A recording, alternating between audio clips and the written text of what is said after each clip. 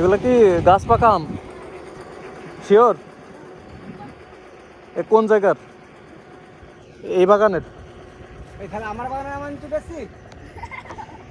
এই শালার বাসা বাগান কিনেছি আমরা, তুই বুঝি এই বাগানের আম? তাহলে কেমনে হইলো?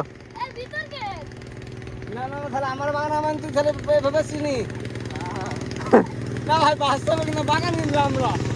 আর এই বাগানে বুঝে এই বাগানের আম। তো তুমি তো মাত্র দেখালে এই বাগান, ভিতরে বলো নাই।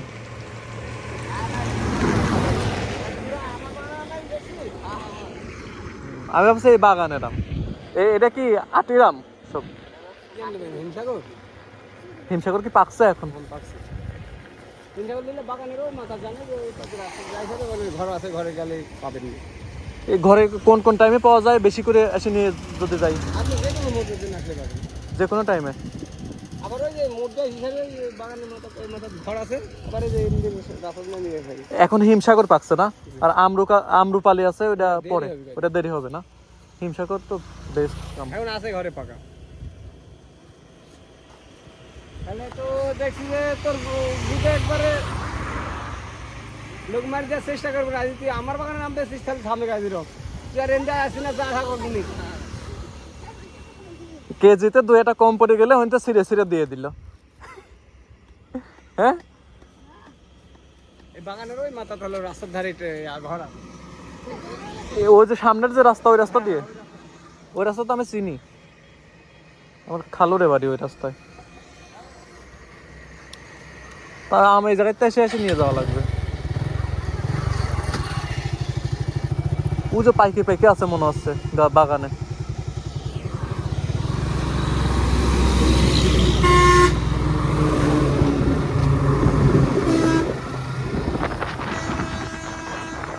ঘর বললো কই?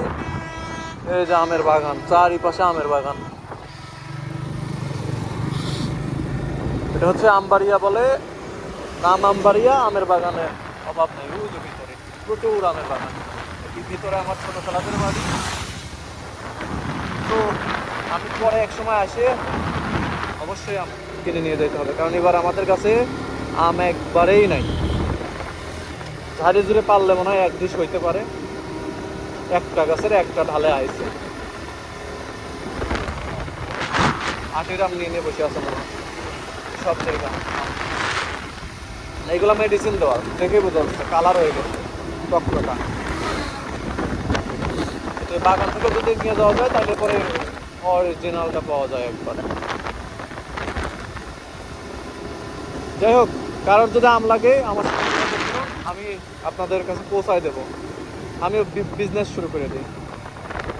এই যে আম রাস্তার ধারে ধারে বসে সেল দিচ্ছি।